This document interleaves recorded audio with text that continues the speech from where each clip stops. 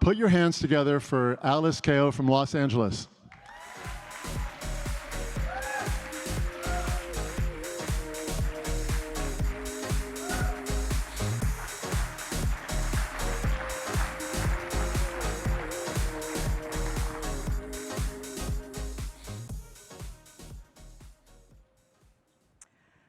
Years ago, I was in New York at an investment banker's office.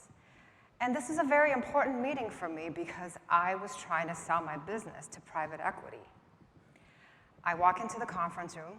It was on the 29th floor on Park Avenue. I grab a chair around the table, and I look around. All men in suits. And I was scared. And that's when I saw her, little Alice, standing in the corner over there, curled up in a ball. And I heard her little voice in my head, Alice, you don't belong here. They're gonna find out what's really wrong with you. I take a deep breath, and I look at the door as if I'm waiting for someone to come in and rescue me. I've been waiting since I was 3 years old. So my father passed away when I was 3 years old, and I don't remember how he died. I just remember the adults in my life telling me that he didn't come home for a few days, and then he died from a brain tumor. But what I do remember very clearly was the day that my mother left. I was at my grandmother's house in Taiwan, and my grandma had this big red metal door with thick bars. I put my little face between the bars, and I watched as she walked out the door carrying 2 large suitcases. I cried at her, but she just kept walking, and she didn't turn around and look at me. After she left, I waited for her by the door every day, and when she didn't come back the next day, or the next day, or the next day, that's when I started hearing the little voices. Alice, something is wrong with you. Maybe if you were smarter or prettier, or your grandma always said that Chinese women need to be more obedient. Maybe if you were more obedient, your mother would come back. And my mother did come back from time to time, but for the most part, my grandmother raised me during my childhood. She also eventually remarried, had my brother, and she moved away with her new family. And when I was 14 years old, my mother picked me up from Taiwan, and she dropped me off in America. And yes, you heard right, she dropped me off in America. She rented me my own apartment, gave me some money. She did have a guardian who lived down the street who would sign my permission slips. But for the most part, a freshman in high school, I was walking to school, cooking, cleaning, doing my laundry, and just kind of taking care of myself. And actually, recently, my 12-year-old daughter found this book on Amazon called The Parachute Kid, and she said, "Hey, Mom, that was you," and she bought me a copy. Now, this was before there was internet, and long-distance calling was $3 a minute, so I didn't talk to her very often, but we did have a fax machine. So she would ask me to write her faxes to tell her how I was doing, and she always told me to send her copies of my report card to make sure I was doing well in school. And she would visit me from time to time and stock the fridge with my favorite dumplings, take me shopping. But after a couple of weeks, she would go back to her other family. And when she left, that's when I heard the little voices again. Alice, something is wrong with you. Maybe if you were skinnier, or maybe if you got better grades, or better SAT scores, or maybe if you were a boy. And boy, those little voices, they drove me to do some incredible things in life.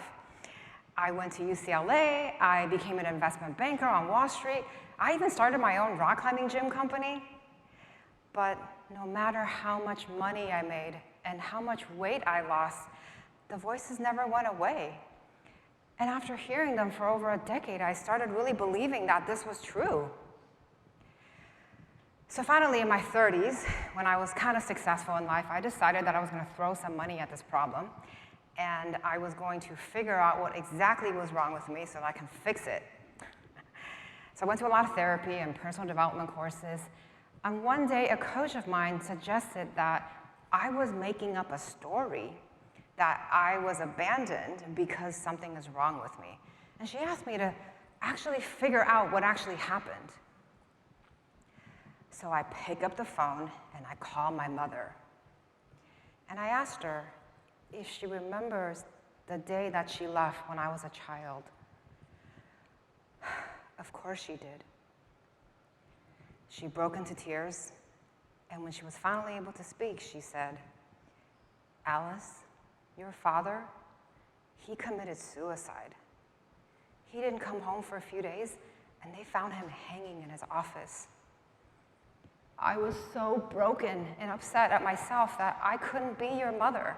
I sent you to your grandma's house because I thought that was the best chance you had to survive.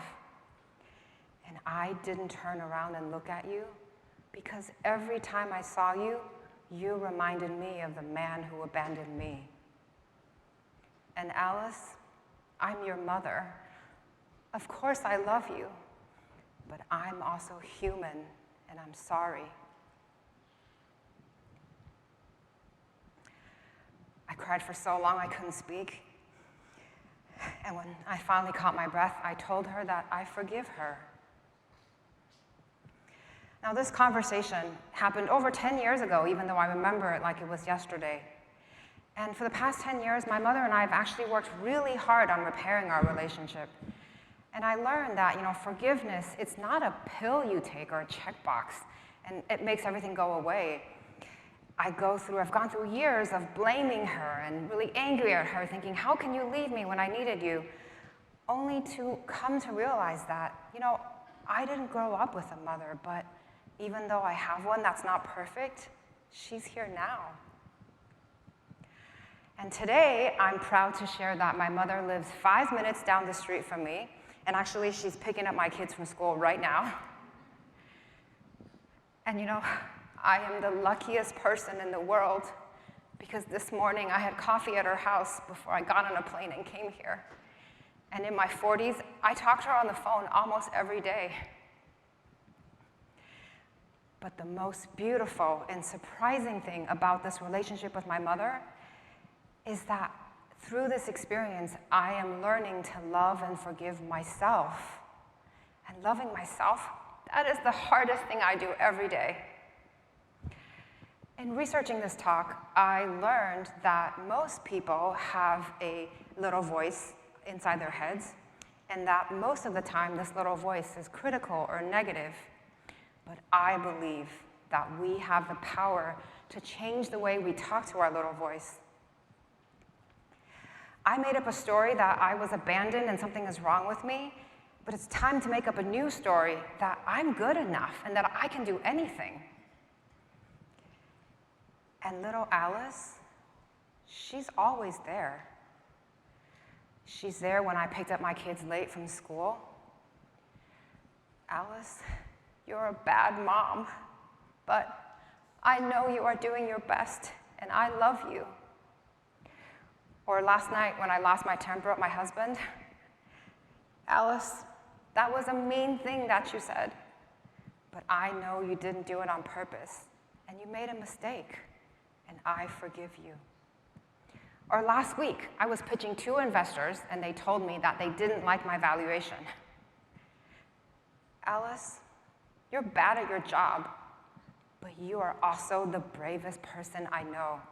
So go tell those guys that this is not a negotiation, and they can take it or leave it. I'm in the conference room in New York, and I see her, little Alice. I go up to her, take her hand, and I bring her to the table next to me.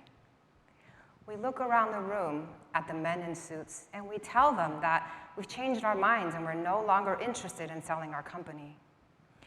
And I look at Alice. Alice, look at who we've become. I am the one we've been waiting for. Thank you.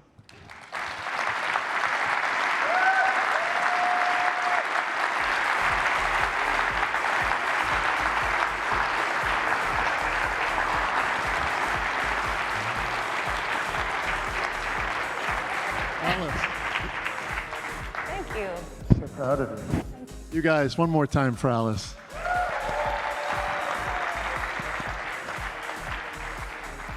a little souvenir for your talk. Thank you so much. Wow. Whew. I used to love Dave Bacon. Now I'm learning to love myself after that talk. Okay, guys. So we've had a great day, and our MCs have been phenomenal. So this time when they come out, what if we surprise them by all showing some gratitude to them? Okay? So let's hear it for the dynamic duo of Emily and David. Oh my, wow.